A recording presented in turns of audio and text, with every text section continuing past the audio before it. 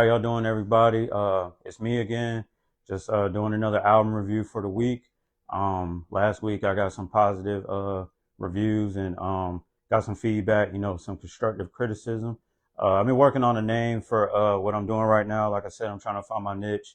I'm thinking about calling it Villain Talk, keeping it 500. Villain Talk as far as me being, from Fayetteville, a Fayette villain.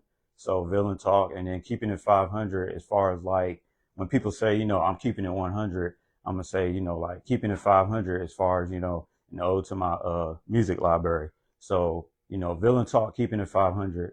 You guys can tell me if you like it or not. I'm still trying to, playing with it, still trying to come up with a concept. But even short, if I just call it Villain Talk, and then, however. But anyway, there wasn't really any notable new releases this week. So I said I was going to revisit something that came out a long time ago around this time, February around 2002. I was in college at the time, and the album that I like to talk about today is Little Brother, The Listening. This is the album.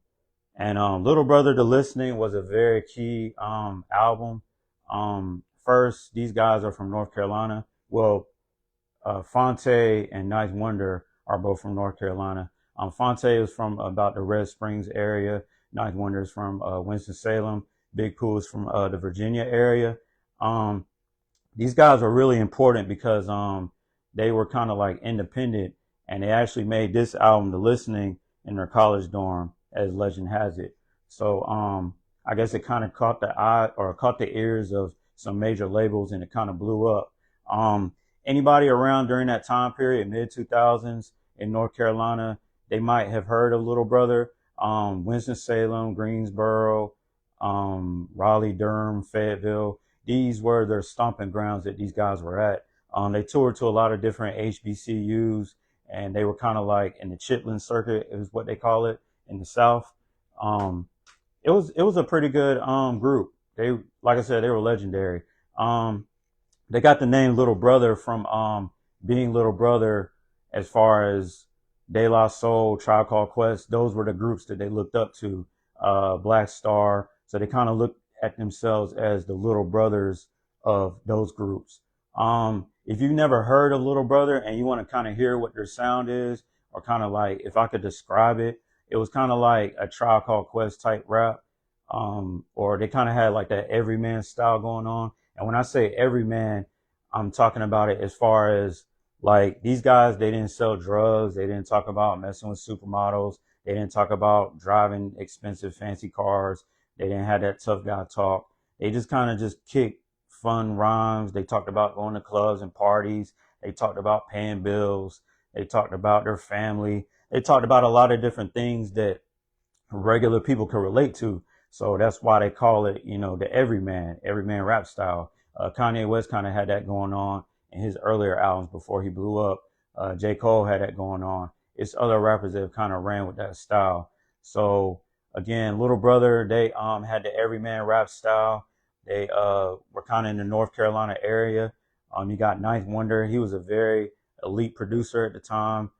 He kind of popularized the Fruity Loops, making beats from that, the production software.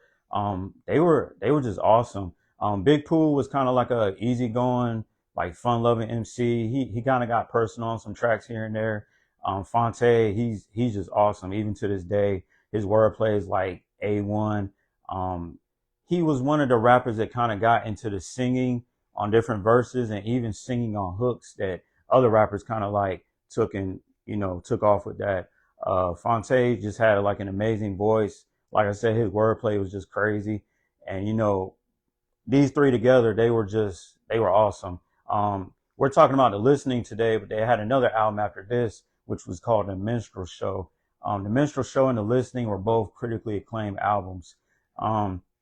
Sometimes I talk to people about North Carolina rappers, and, they talk about the obvious ones. And I'm like, have you guys ever heard of Little Brother? And they're like, Little Brother? And I'm just like, yeah, Little Brother.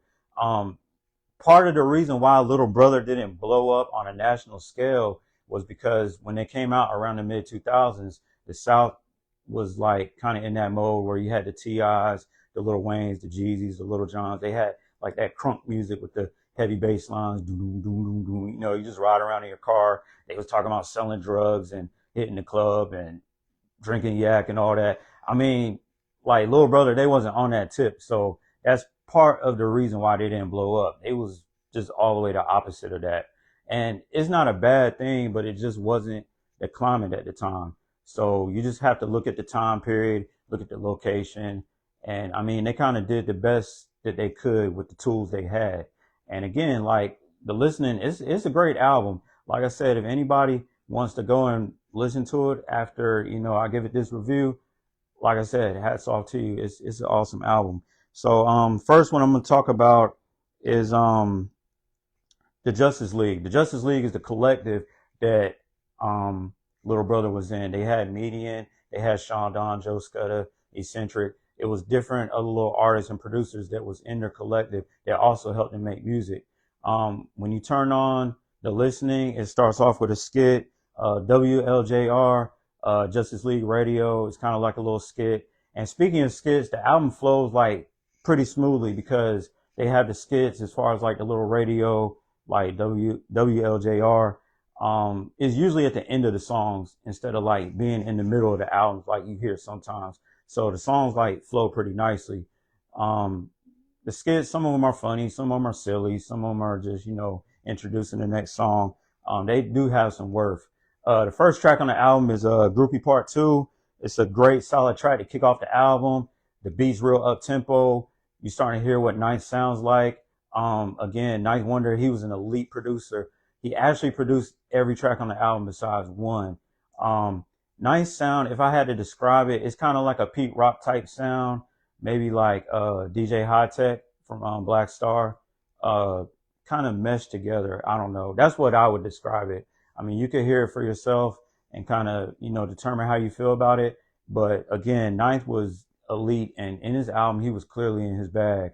Like I said, the first track is the Groupie Part 2. These guys were just talking about different rappers, trying to come up to them after their shows and trying to get on, like, hey, here's my CD. Like, hey, I want to be down with you guys. Or different rappers like, hey, Ninth, can I get some beats? Like, and that's like real relatable stuff. Like I said, it's everyman type rap. Because anybody that was rapping back then that I guess was like big or high up, they probably did have rappers coming up to them trying to, you know, get on and get signed and get down with their crew.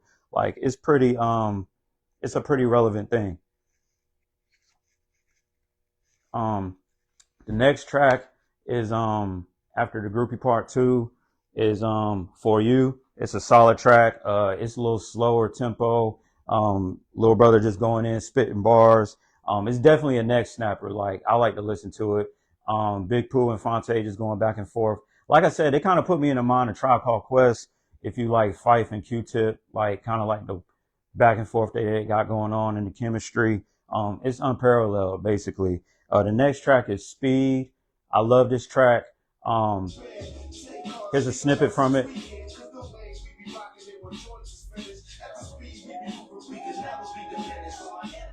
The drums are like kind of up tempo. Ninth is crazy the way he chops them up. This is actually the first track that Little Brother recorded, and they also said that Median was the one that was supposed to be on the track and in the group originally, but he wasn't present at the time when they recorded it. So Big Pooh stepped in and did his thing, and it turned into a classic song. I can only play a few snippets or a few seconds of the snippet.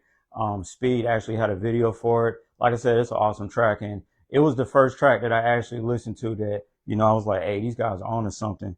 The next track is Whatever You Say. I wasn't really feeling this track. It's a song. It kind of gets into a male and female back and forth.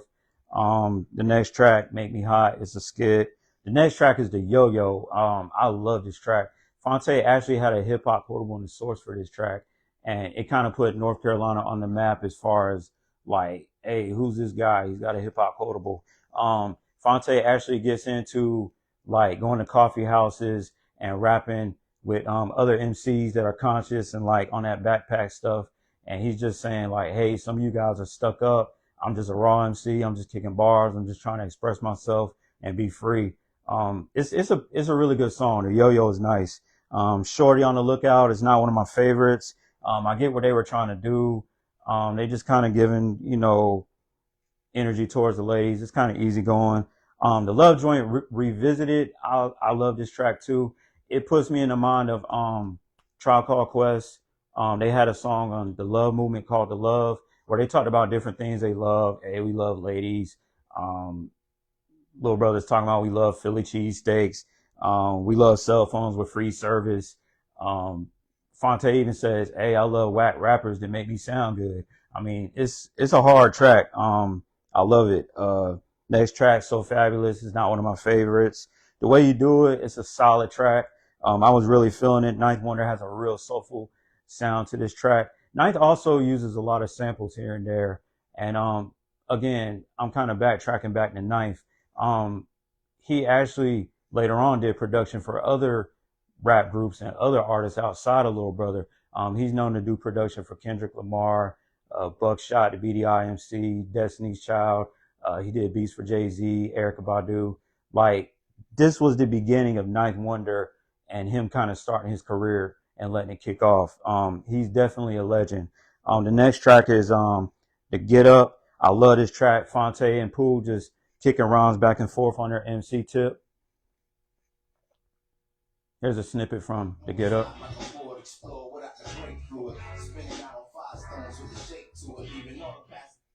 Yeah, that beat is just crazy. I think Eccentric was the one that made that beat. That's the only track on the album, the soul one that Ninth Wonder didn't do. The next track is Away From Me. This is probably my favorite song on the album. It's really personal and it's kind of like it touches you right here. That's how good music's supposed to do. It's supposed to touch you right here. You know what I'm saying? Pooh and Fonte just talking about people that they miss and they're not with them from different circumstances. Pooh talks about his brother that, you know, I guess they had a falling out and he hasn't seen him in a while and, you know, they're away from each other. Fonte talks about his son that he hasn't seen in a while. I don't know if he's touring or he's trying to do his music thing, but he just talks about missing his son. He's got the little baby cry sounds in the background. It's just a beautiful song, man. Like, I love it. The next track is Nobody But You. It's a solid track. It's nothing really exceptional. It's not nothing bad. It's just kind of mid. It's just something to keep the album going. Home is skippable to me. The next track, Nighttime Maneuvers. This is a cool track. I love it. It kind of gives you like a Pete Rock type sound. It's really laid back, chill. You can just ride around in your car to it. It's called Nighttime Maneuvers, so that's basically what you're doing, like when you listen to a song like this. The next track is The Listening, which would be like the title track of the album. I love this track. Great way to close the album. Ninth Wonder uses the Pete Rock and CL Smooth sample in the background. They reminisce over you. It's just a good song. They actually talk about how people listen to music and they just hearing it, but they not really listening to it. And that's a whole nother discussion for another day. But it's kind of like when you talk to people and you ask them, did you hear an album? And they're like, yeah, man, I like track 1, I like track 5, I like track 6. Like half the time they can't even tell you the name of the songs. Like they just telling you what's on a playlist or however. I don't think that people really digest music like they should or how they used to back in the day because of streaming and so much internet and it's just so much coming at you at one time. Like I think back in the day, people used to buy albums and actually sit and listen to them and let it marinate for a while, partly because it was an album and you were actually buying it and making an investment. And two, because a lot of the music wasn't as rushed as it is now. This is just my opinion. I'm not saying I'm right or wrong. You know, this is just my opinion that I'm giving. I don't know how you guys feel about it, but this is how I feel. But this is how Little Brother spoke on it. But this is a snippet from The Listening.